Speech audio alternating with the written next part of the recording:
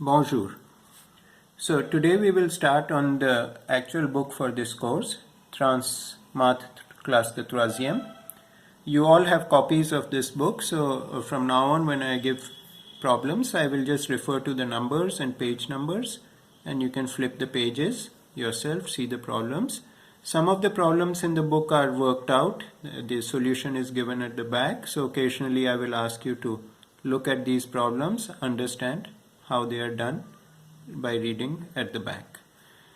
But before we actually open this book, I want to go back to one of the fundamental reasons we are learning maths. And that reason is, as I explained to you in the very first introductory video, is not only there are two reasons to learn maths. One of them is, of course, to learn the skills that the techniques, the terms, the operations, the functions, how to do this, how to do that. How to, if I'm give you a triangle with two angles, how to find out the third angle. All of these are the standard things we learn in maths. We know that that is what we have to do. The other thing which is equally important, but which is not mentioned in the books, is that maths teaches you to think in a certain way, to think logically, to reason logically, to go from one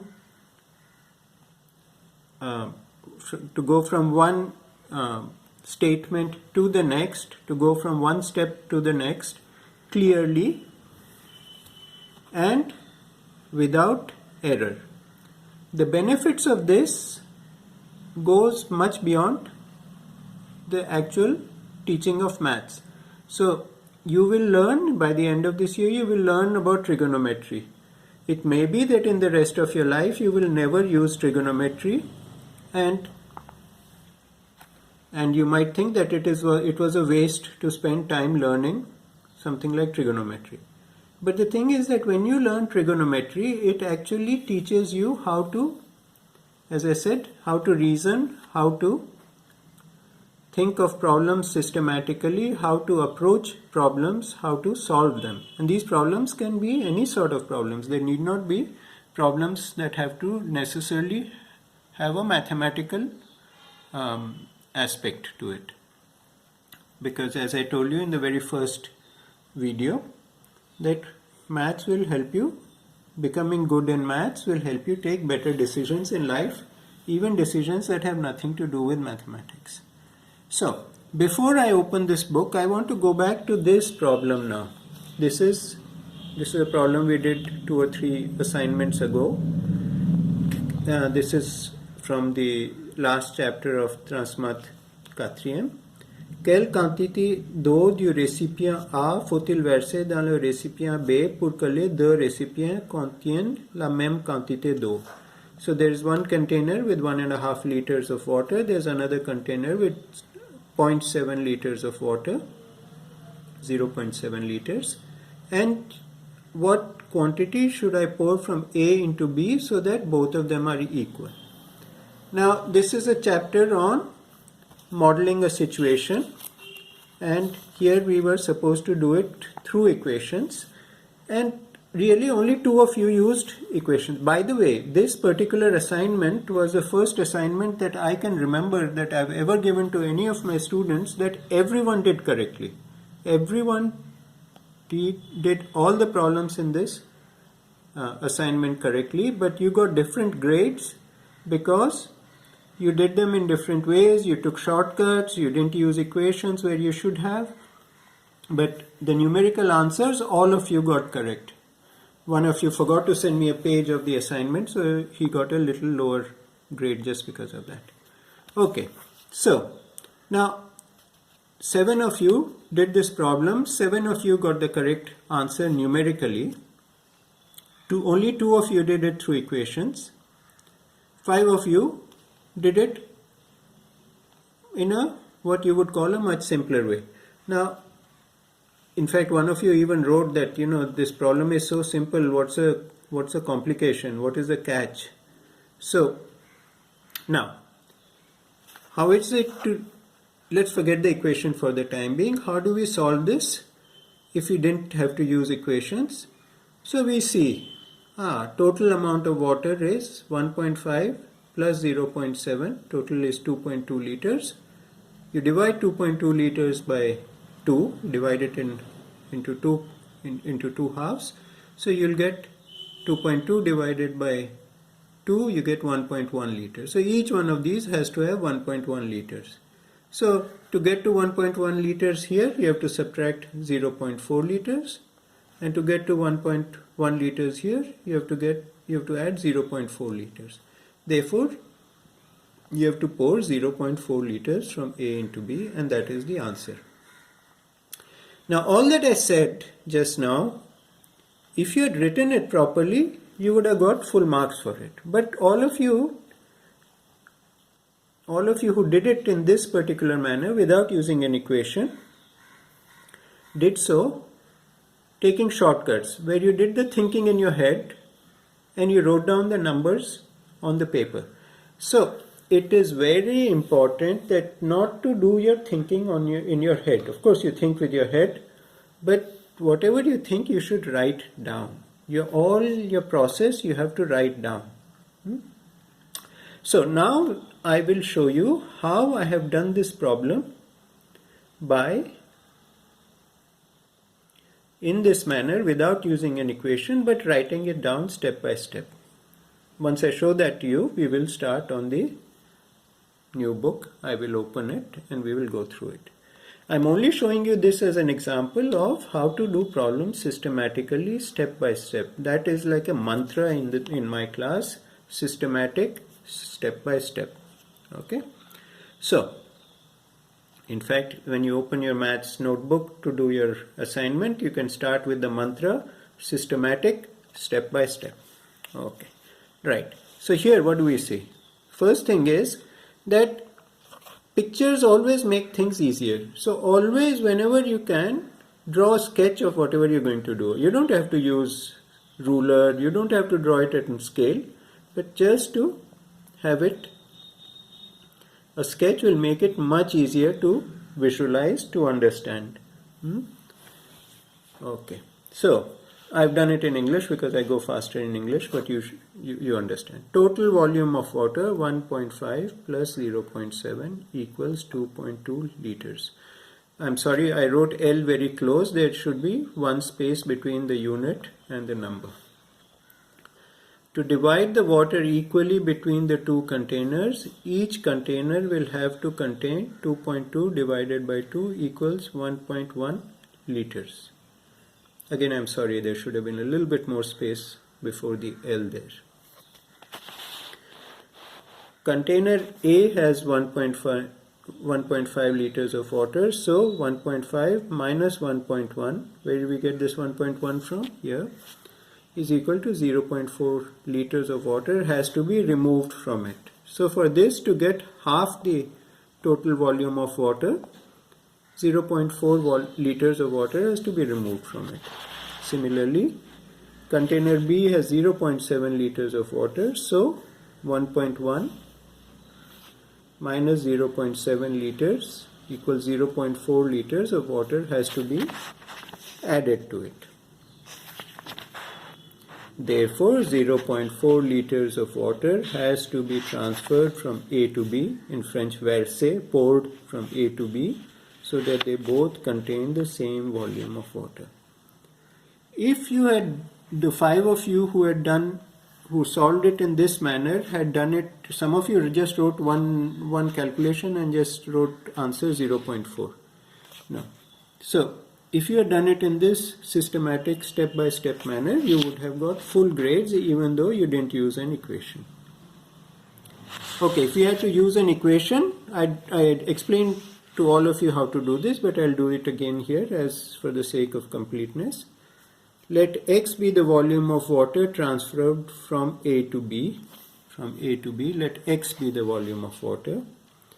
So new volume of A is 1.5 minus X in liters. New volume of B is 0.7 plus X in liters.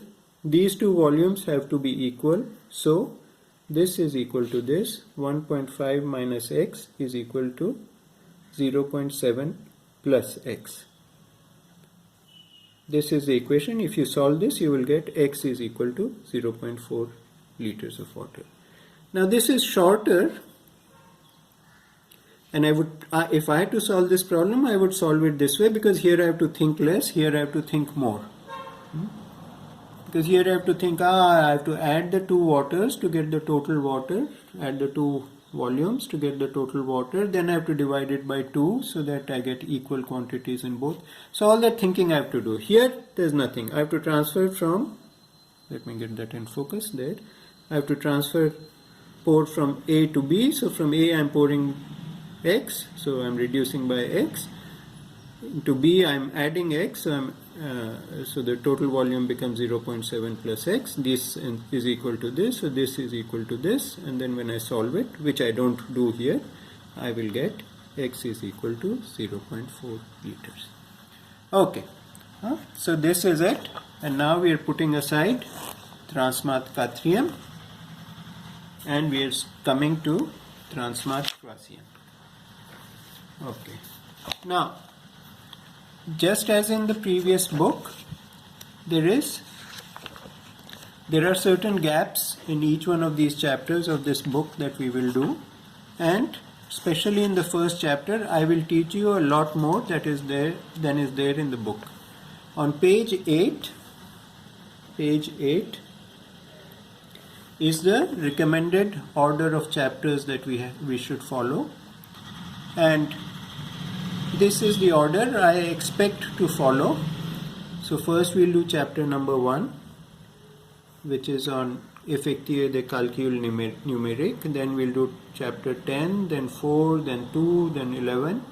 We'll do this as much as our circumstances allow us. Remote learning.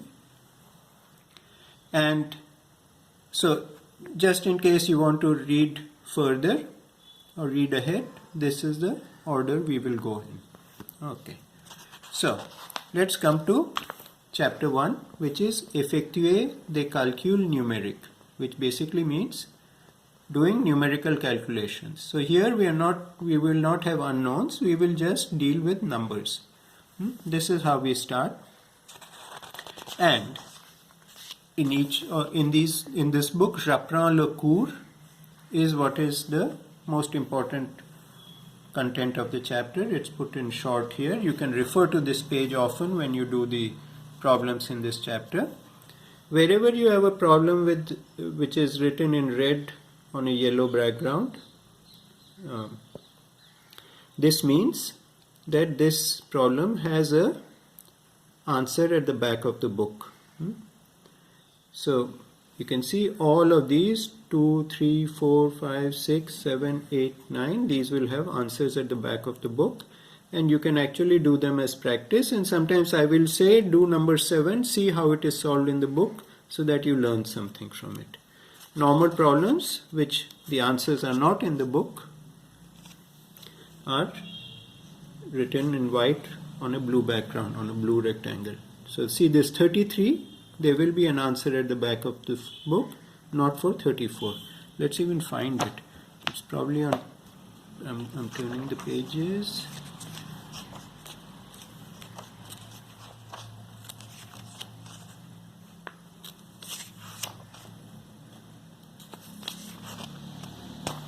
Here, Les Corrigés, this is page 259, and here you see there 2, 3, 4,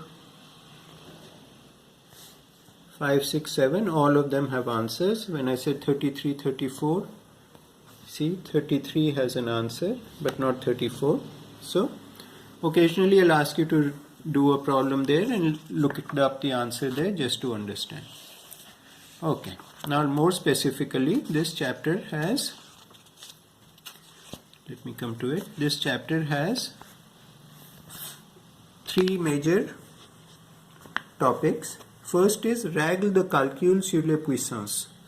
Now this we have just done actually. All of this we have done in chapter 6 of the previous book, and this is where you learn that a to the power m into a to the power n is equal to a to the power m plus n, and a to the power m divided by a to the power n is equal to a to the power m minus n, where a is not equal to 0. A into b to the power n is equal to a to the power n into b to the power n, and a to the power m, the whole thing to the power n, is equal to a to the power m into n. Here you see it is m into n, and there it is m plus n. So all of this we have done. So this bit I will not teach you, you know all of this. We will do some of the problems, and then we will, just to make sure that you remember this, even though you did it only 2 weeks ago or less than that. So this is the first topic that will be taught in this book. The second topic is new. It's called Notation Scientifique. This is called scientific notation. How to write it, how to write numbers in scientific notation. So basically it says that if you have a number like this, 178,500, you can write it as 1.785 into 10 to the power 5. So similarly, we define what a scientific notation is, and we will do this. Now because we are doing this, I will add another topic to it, which is called Notation Ingénieur, engineering notation, which is very similar. This is not taught in the book, but I will teach it to you. All of these are, by the way, there on your calculator, FSE, Fixed Scientific Engineering. You'll probably find a key on your calculator that shows FSE. Then we will come to a topic which is called Ordre de Grandeur d'un Nombre, which tells you how big a number is approximately. So here we are talking of approximations. We will do this. Then we have something called Priorité Opératoire. This is basically Bodmarsh that we learnt. I will not cover this. The 4 topics we will cover in this chapter that I will cover are these. First, we'll do Greek and Latin prefixes. What are these Greek and Latin prefixes? These are the kilo, micro, etc. Remember, we did this in one of the last chapters we did in the other book. Then this is absolutely new, approximating numbers by rounding. So you always know you can round up numbers, you can round down, you can round off numbers, but there are how do you do it? What are the approximations you can make? How do you get to the approximation? So this is quite an interesting and important aspect of numbers, and we will do this. This is in French, it's called valeur. Wait a minute, what is it called? I've already forgotten.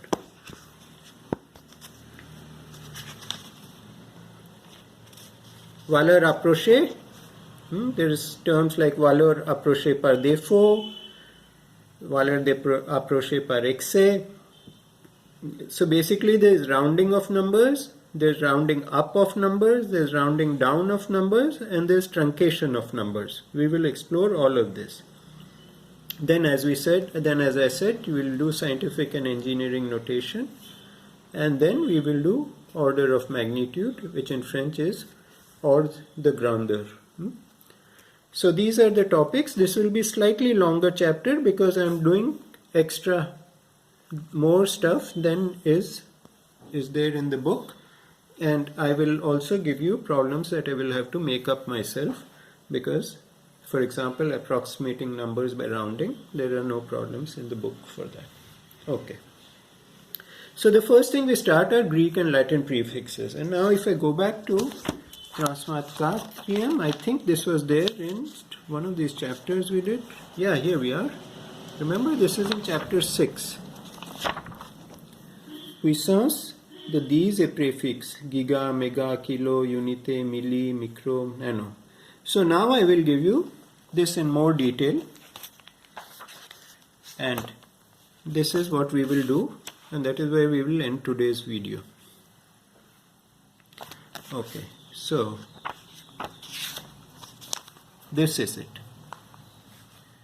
Now what I am going to do is I am going to take a photo of this page and I will put it up separately on the group, so you can copy it or you can print it out if you have a printer, but this is something you will need to refer to. So here is the number 10 to the power 24, 21, 18, 15, 12. So like you had kilo, mega, giga, tera, and here you had milli, micro, nano, pico. So these are all the names that are, all the prefixes are used. Why do you call prefix? Because prefix means what you add in front of the word. So you can say nanometer, millimeter, millisecond, kilogram, things like that, gigabyte, terabyte, femtometer, all of these you can do. And these are the symbols that are used. So for iota it's Y, for zeta it's Z, for hexa it's E, for peta it's P, tera it's T, giga it's G, mega it's M, kilo is K. You know that, kilometer, kilogram, K. Note that these Y, all these top ones are in capital, majuscule, and all the rest are minuscule. Here you have milli, which is small m, mega, big M. Okay, so these are prefix Greek कहलाते हैं. The top ones are Greek, the bottom ones are Latin, not that you really need to know. And these are the French names for this: milliard, million, mille, hecto, deca, that is with nothing, 10 to the power 0, that's into 1. Dixième, centième, un centième, un dixième, millième, millionième, milliardième. In English, septillion, sextillion, quintillion, quadrillion, trillion, billion, million. Now these are familiar: billion, million, thousand, hundred, ten, one, tenth, hundred, thousandth, millionth, billionth, trillionth. Now these 4 lines that I have highlighted, I have written are evite. These you should try to avoid because these are not true prefixes that you should use: hecto, deca, deci, centi. But because they are so common in everyday life that they have been included in the official list. Because you know, centimeter, you can't avoid using centimeter in today's world. If I told you not to use centimeter and only use millimeter and meter, it will become a little difficult for you to do so. Okay, same with hecto, deca, deci. These 4 totally one should avoid, but they are officially defined and one can use them if one wants to. Okay, now one final thing. Here I've written these are short scale. Mot français, mot anglais. These names are something called short scale, in French échelle courte. So what it means is that there were different names earlier. Earlier, a billion meant not 1,000 million but a million, what we call today a trillion. So this is that was called long scale. This is called short scale. Now nobody uses a long scale, so we all use these. But you should be aware that earlier a billion was not what we today know as billion. It was equivalent to what we today call a trillion. That was in a long scale definition of these names for big numbers. Okay, so now we come to a few other points. Greek and Latin prefixes can only be used with units. So if you have a big number like this, what can you say? You cannot say anything because you don't know what it is. You cannot use mega or tera or micro or anything because you don't have anything to put in after it. So all of these, kilo, mega, micro, all of these have to be used with a unit. They're a prefix. They don't stand by themselves. So if I have 1034,000 gram, I can say this is equal to 1034 kilogram.